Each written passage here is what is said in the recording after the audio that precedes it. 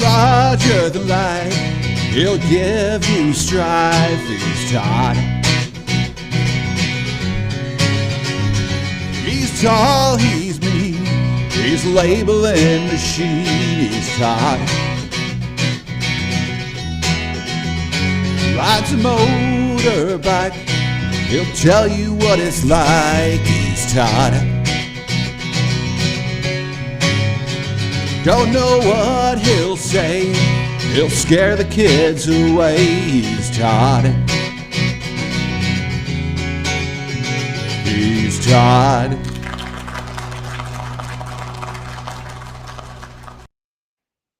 Hey, happy Thursday. Thank you everyone for spending a half an hour with us. We've got a great show today. And thanks again to Dan Cobb, man. It's a catchy tune. I caught my wife, Kelly, singing it the other day, but the lyrics were a little bit different. It was something like, when Todd goes away, Kelly will play, something like that. But anyways, a nice catchy tune. Appreciate it. Dan's still waiting on the metal version. So one of these days. Again, thank you very much for joining us. So BS with Todd has been 40 episodes so far of labeling, and this well is dry, right? So I've come to a point to where I just really can't talk about a half an hour of labeling. It's getting very tough to do. And so we're going a different direction where we're inviting some of our industry partners on board and how labeling correlates with that.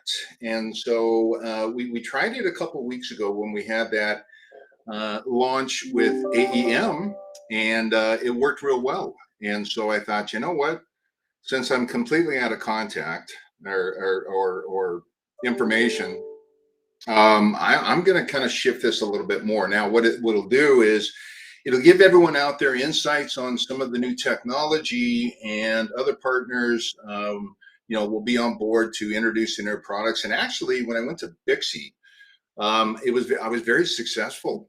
I didn't sell a damn thing, but very successful in actually going around and bugging everyone in their booths as far as, excuse me, the other manufacturers. And I got quite a list lined up for you. So I think that we're continuing with this, but again, we're going in a different direction. So what I wanted to do with our first partner, I want to thank Ironwood Associates out in Arizona. Ironwood is a brother manufacturer representative. Great job out there. But they also represent the line that we're going to talk about today, all right, which is Quanergy. And it's all about LiDAR, and it's an emerging technology within the security segment. And what's going to happen is my special guest, which I'll introduce in a minute, is going to talk about how Quanergy goes to market. And then towards the end, if you stick around, I'm going to talk about asset management and labeling those things. And, my favorite to use is a QR code. And so to satisfy your curiosity, Kate, write that down. Curiosity. In fact, that's going on the next shirt. Speaking of shirts, I got more shirts coming, by the way. Curiosity. So to satisfy your curiosity, I'm going to talk a little bit about asset management and how Brother and Quanergy basically work together. So today's special guest is Gerald Becker. I just found out that Gerald lives up in Temecula, California. I've also lived up there, and about 60 other places over the past 2 years. But he's a little bit north of me. And so anyway, we're on the same time zone, which is good. But I want to introduce Gerald Becker with Quanergy. So Kate, can you flip the switch on Gerald? Hi, Gerald. How you doing, Todd? Thanks for having us today. Tip top, man. Tip top. Thank you for joining us. So you are my guinea pig, my friend. You are my guinea pig. And so again, with the show kind of shifting in different directions, I want to bring partners on. In this case, Ironwood is one of your reps. We share the same rep, and they were very kind to introduce me to you, Gerald. And I thought, you know what, let's kick this thing off with a bang, because what you offer to your customers is something that, you have to put a label on, and we'll get into that label stuff later on. But one of the things that I want to do is I want to introduce those in the audience that aren't familiar, number one, with LiDAR, but number two, aren't familiar with how Quanergy takes that to the next level. And basically, I'm going to turn the floor over to you. And if you need a Hail Mary at any point, I'll probably be in the background somewhere. It's Bloody Mary time, I think. It's past 10. So go ahead, and if you would, please, the floor is all yours, and I'll be back in a few minutes.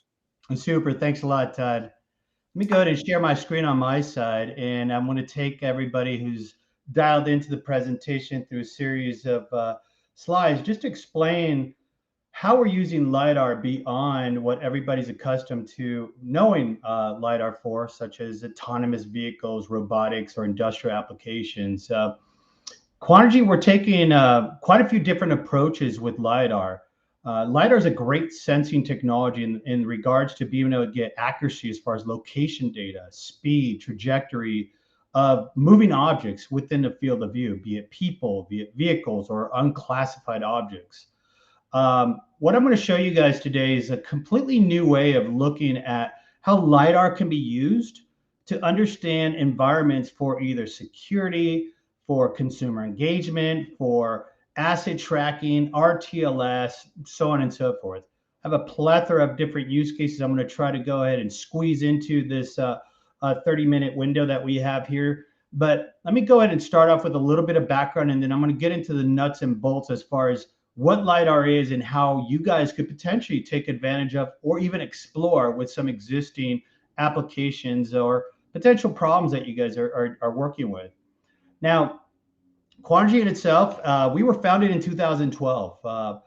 We are pre-IPO, but we did just announce a SPAC merger not too long ago. So we're definitely headed to the publicly traded markets here not too long from now.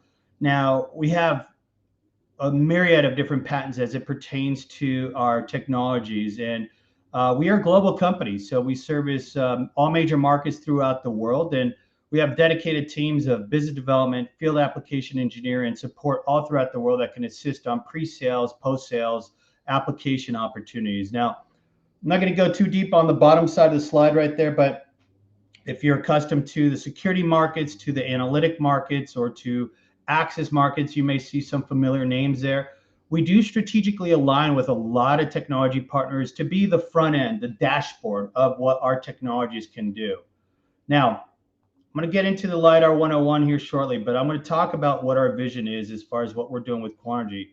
We truly are trying to democratize the use of LiDAR for everyday increase of productivity, efficiency, and safety in our 3D world. And that's truly what we are looking to do with Quanergy and our solutions throughout the world. Now, selfishly, I only cater to the flow management side of the world, which is basically smart cities, smart spaces, and security. We have several team members on my at our company that work in other worlds, such as industrial IoT, mobile robotics, ADAS, and AV. But for the context of this presentation today, I'm going to talk primarily on flow management applications, which is basically tracking for security or guest consumer engagement or tracking for assets or whatever it may be. Now, our sensors can do quite a bit. We have two types of sensors. On the left-hand side, you see our mechanical sensor, which basically is a sensor with a stack of 8 lasers that spin about 5 to 20 hertz per second in circles. In fact, you see one right there behind me. It's about the size of a coffee mug. It comes in indoor, outdoor rated, PoE, non-PoE, IP69K. And what it does is as it spins in circles, it's shooting lasers into an open space. So it does a full 360 with high angular field of view that shoots lasers into an open space. Our solid state, which is the one on the right-hand side, is a great solution for counting pinch point, choke points at retail, data centers, office spaces to count density or to automate certain processes such as utilities in offices.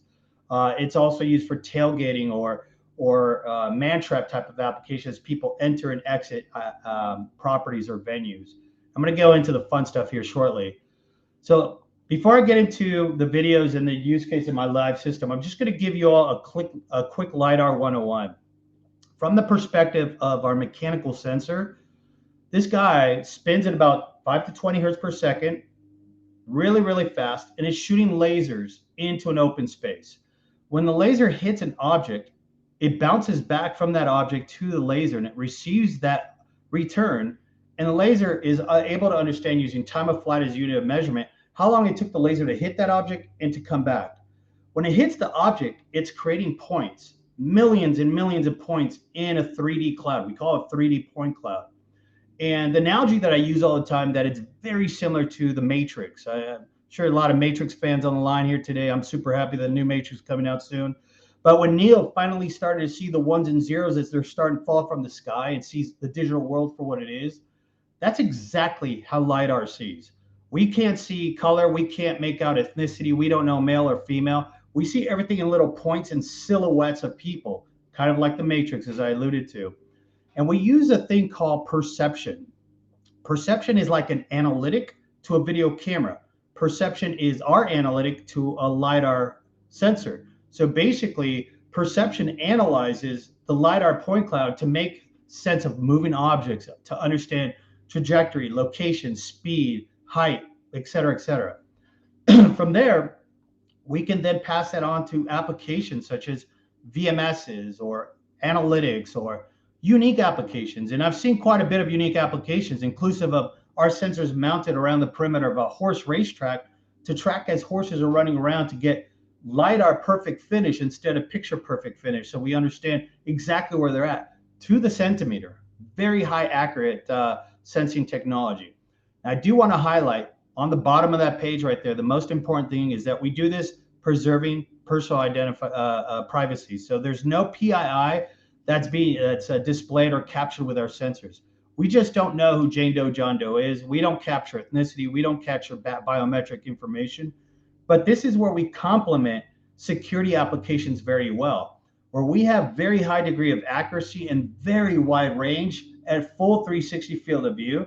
If we capture an intrusion, if we track an object, we can then automate the event to action process workflow. So if there's an intruder or if there's a breach, we can then tell PTZ camera to then start zooming in and tracking where that individual is within the environment. We're doing this in data centers to track in very high secure data centers, such as government facilities, where people enter, where they're going at a given time. So you get cradle to grave as far as what the potential incident that may occur. So you have that whole chain of custody in that regard. Now, just to encapsulate, once again, we do have mechanical sensors meant for wide open, large area coverage. We have solid state sensors, which are meant for pinch point overhead applications. And then we have our perception software, which is only required for our mechanical series sensors. Now, let me get into some of the fun stuff here so you guys can really start to understand the art of the possible with our sensing technology. But let me show you one last slide before I do that. I'm going to give you a comparison of existing IoT technologies out there. Not going to pick too much on camera, but I will talk against radar in that regard. As far as sensing dimensions, we do see in 3D. So unlike cameras that can only see in front of them, and unlike radar that only sees one dimension, we see in 3D. So we can literally zoom down hallways. We can flip it upside down. We can look at it from different perspectives that you've never been able to see before. As far as range goes, we have a huge amount of range that we can do, up to 200 meters range with our highest sensor. And then as far as being able to detect, track, and classify, we can do about 70 meters of radius that we can actually capture, and then about 140 in diameter of total coverage, where we can track a moving object to understand where they're going at any given time. And you can marry our sensors as well, so you can create a mesh network of LiDAR tracking all throughout an environment. Now, as far as field of view goes, as I mentioned, we do full 360. Other technology will have issues because camera can only see what the optics can see, and radar will only be able to see as much as the radar canopy can see. And most of the time, you're going to have to marry back-to-back several radars, unless you get to a really expensive radar solution that does 360 when it's spinning. We do our own object classifications, I mentioned, with perception. That's one thing that's very unique to Quanergy, is that not only do we manufacture our hardware, but we also develop our perception software for flow management. This is something that really nobody else in the LiDAR industry for 3D technology is doing. They typically will third-party that, which equates to more throats to choke, more pain points, more potential pitfalls, and failure points and stack margin. When you really want to offer a turnkey solution to your clients or to solve solutions, you really just want to go to one place that can offer everything in that one house and be able to support you all the way through. Now, one thing that really stands apart with LiDAR is we can work in adverse weather, meaning inclement weather such as rain, fog, and even in dust storms. I mean, we got these deployed in the EMEAs and where we're monitoring oil tank farms. And even when dust storms come in, we can still shoot our lasers throughout. Now, the only way that it will fall behind is in extremely dense fog. And what I mean dense fog is that probably about 40 meters out, you will start seeing degradation. But typically, we marry multiple sensors together to get a fusion from one sensor to the other, so that you don't have a drop as far as accuracy goes, because there's already another sensor within the field of view to continue the track in that environment. Now, obviously, we've deployed these in very extreme weather environments, such as potentially even cruise lines, where we're doing manned overboard applications in case a cruiser or an employee falls off the side of a boat. Those boats go out to sea, lots of dense fog out there. So typically, we'll put about 5 sensors on each side of the boat to be able to capture potential people falling off the side of the boat. Now, we create our own light, so we don't have issues such as other IoT devices where you have to, be careful with shadows or the sun or different lighting that comes in. Because we create our own light, it does not affect us. We can operate in extremely low light environments, in fact, completely dark, and our sensors can still sense and track objects within the field of view. Now, the only place that we do fall behind is that we just can't read sign, we can't read color, we can't tell Jane Doe, John Doe. But once again, that's where we work really well with our camera partners in that regard.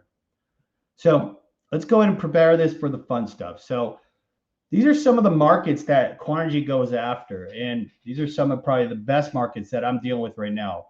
Airports, we've got 20 plus international airports that we're deployed in right now, where we're doing queue management, flow management in that regard, understanding density to get people in and out of the line and get them to their planes so they can take off and get to their respective location. Smart cities, we're deploying this in several smart cities throughout the world. In fact, as of lately, we've been deploying with San Francisco. We're doing several intersections to bring down CO2 emissions, increase traffic flow, pedestrian safety, and obviously collision avoidance to keep accidents at a lower frequency, which is, I'll show you a little bit of a demo there shortly. In retail, we're tracking how guest experiences come into play when people come into retail establishments. Where are they dwelling? What path are they taking? Where are they lingering? And then trying to help retailers to understand for conversion and understand how they could better place ad spend or potential influence to maybe subscription TV or radio spend so they can get people out to the stores based off the knowledge that they capture at the store. Now, the bottom three are probably the biggest ones for us: is critical infrastructure, monitoring PID, perimeter intrusion detection, utilities, corporate buildings, automating utility applications such as HVAC, lighting, and understanding the crowd density inside of buildings. Is it really necessary to have 10 buildings when you only have a quarter of them filled at any given time? Now, at this day and age of COVID, or is there better ways that we could use our real estate spend across the enterprise so that we really get the money's worth out of our investment there? And last but not least, public venues. We're deploying this in casinos, stadiums, theme parks, anywhere there's outdoor environments where there's heavy, dense buildup of large congregation of people. And basically, it's used to automate the process flow to get people from one location to the other, such as in stadiums and concession stands, retail locations inside of public venues, lines at theme parks, and the list goes on and on. There's just so much that can be done.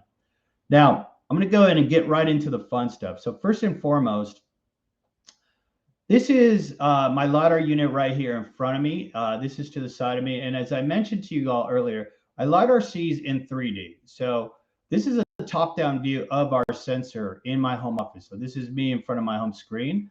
As I wave my hand and wave at the screen right there, you can see me right there. But then I could flip this in 3D.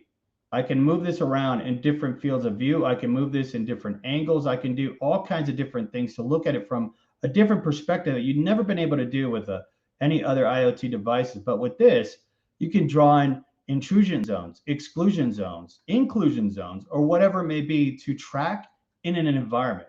So with that being said, this is what happens behind the scenes. I'm going to start to show you what it looks like in front of a typical dashboard or a use case as far as security and other applications.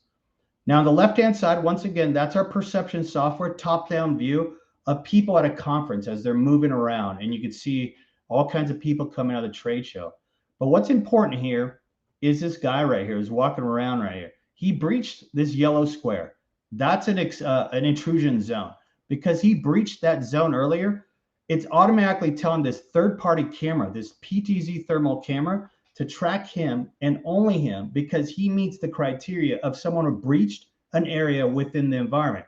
This could be an outdoor venue. This could be a data center, could be critical infrastructure. You pick the application. The use case is to track an intruder in this environment. Now, if somebody else was working with him, maybe an accomplice, you could simply click on another ID and it would shoot the camera over and then start uniquely tracking him and him only. Now, the key thing about this is that we're passing location data directly to the camera from our LiDAR sensor, so it's highly accurate as far as where it's going at any given time. Now, we're doing other cool applications for large environmental counting. This is an outdoor environment in Las Vegas, a very popular street, where this customer of ours was trying to understand how many people come to this venue right here. Say, for instance, they have a concert and they bring in a singer or a band. They want to understand how many people are coming to see those bands or the singers, and based off the information, now they can upsell real estate to either these kiosks or maybe to the restaurants or casinos up and down the strip. Now, if they were going to do this with cameras, it would equate to hundreds of cameras up and down the strip.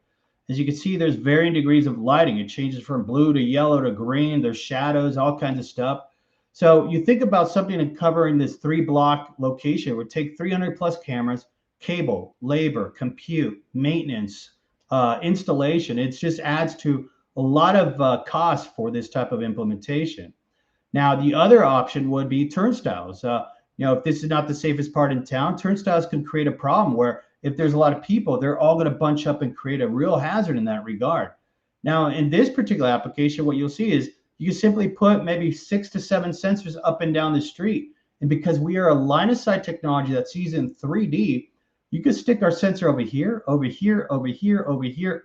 Does not matter. Unlike a camera, unlike other cross-line sensors that require directly looking straight down at a virtual line cross, our sensors see in 3D. So you can put these virtual line crosses anywhere to your heart's content. Very high accuracy, about 98% plus accuracy in the most extreme environmentals, as you see right there. Another quick videos. I know we're coming up on time here a little bit, but I do want to highlight a couple other interesting applications. This is something that we're doing at a very famous museum over in Paris, France. This is the Louvre, where we're actually tracking, some very priceless artifacts, paintings in this museum. So this was used to track people moving around in this museum. How many people were in there at a given time, but more importantly, tracking these very important paintings, which you see this yellow square, maybe a Van Gogh, maybe the Mona Lisa, or whatever it may be. If anyone breaches that zone, the camera would automatically spin around and start tracking that individual. So we do very high accurate counts, large density. We marry directly with cameras within our system or through a VMS platform, a video management security platform. So we have various ways that can be deployed to use LiDAR. And I will talk about some things that go hand in hand with what we'll talk about here shortly with our partners at Brother as far as asset tracking. Now, in data centers, you can see our sensor mounted there. Data centers were able to do airlock type of tracking where we're allowed to only allow one person in, one person out any given time. So as the person badges in, the LiDAR tells that the logic is there's only one person in to open up the interior door and let them in. Then when there's nobody in there, it opens up the exterior door to allow the next person in. But vice versa, the logic is the same. When the person badges out from the interior door and wants to exit, it'll open up the interior door to allow them into the man trap, that airlock environment. And then once that door safely closes behind them, it'll safely allow him to exit out of the property. Now, a couple other applications, from rooftop security, we marry directly with PTZ cameras to offer advanced perception, advanced visibility. So unlike a camera that can only see what's in front of it, if someone tries to climb up the side of a building, jump on a roof, our sensor will be able to capture that and then automate the tracking within a camera to then be able to hone in on who the perpetrator is in that regard. But also from safe cities, I mentioned San Francisco.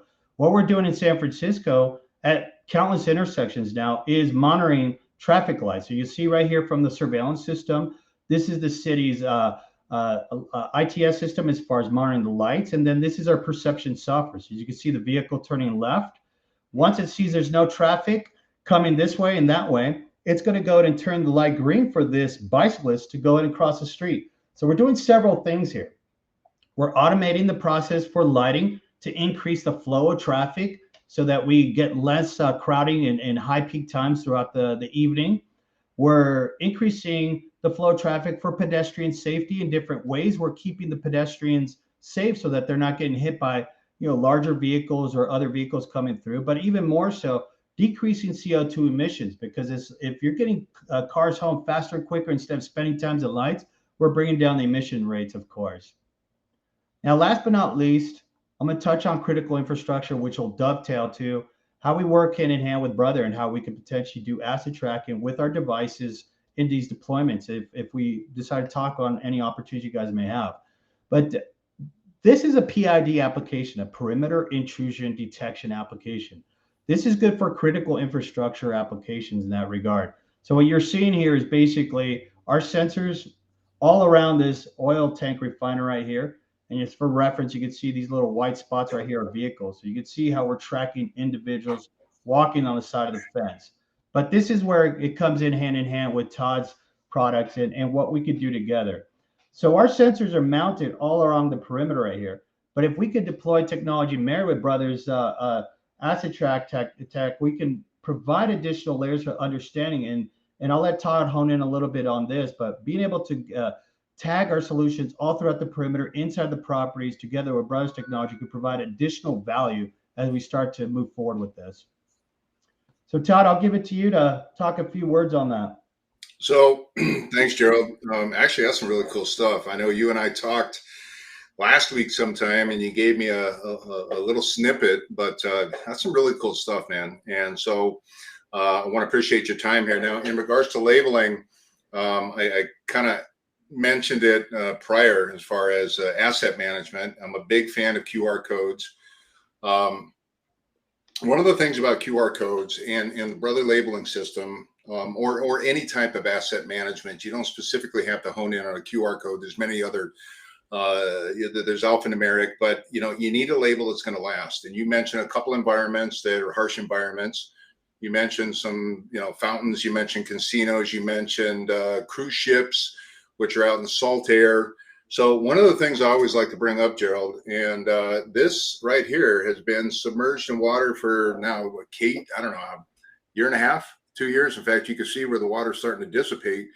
But being the fact that every label we have is laminated, number one, it's going to withstand those harsh environments. So whether or not, let's say your cameras are primarily outdoors, they're indoors as well. But if you have something outdoors, it's going to withstand the heat. It's going to withstand the sun. It's UV resistant. So you want a label that's going to stay on there until you physically remove it, number one. And Brother's a way to go there.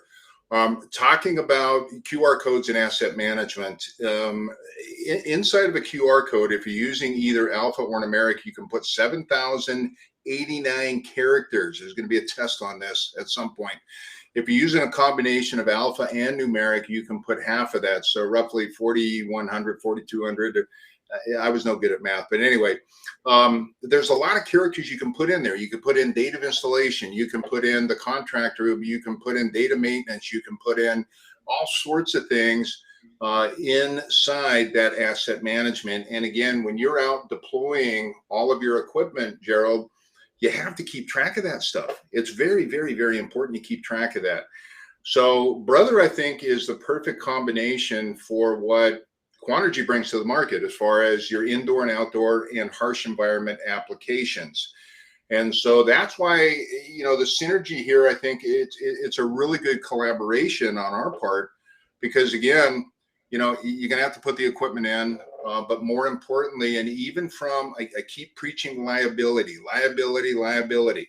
All right. So if you have equipment out in the field, from a maintenance standpoint, it's important to label and identify. But even from a liability standpoint, as much information as you can get into some type of asset management label. And again, if you have any questions on QR codes, if you're curious, and Kate mark that down too. All right, that's 2. Please reach out to me at any time regarding any labeling or its applications, because again, part of Brother Labeling also includes specific labels for,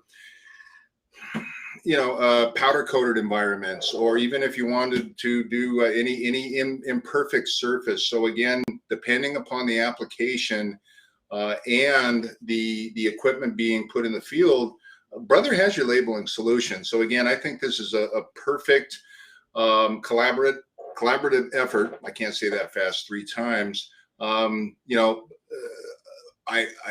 want to thank you again, Gerald, for coming on today. Very, very informative presentation. If you missed this presentation, you can always go to bswithtodd.com.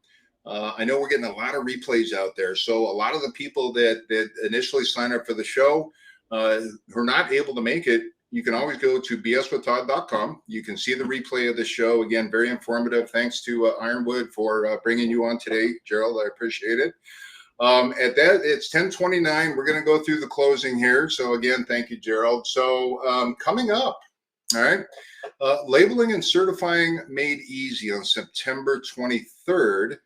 And then October 7th, we were actually going to do this on the 23rd, but Brother has a new offering out there, and it's a safety labeling. And our competitors have been in this market for quite some time, but you got to see this stuff. It's fantastic. Mr. Dan Cobb actually sent me an envelope full of samples the other day, most of which I can't show on the air.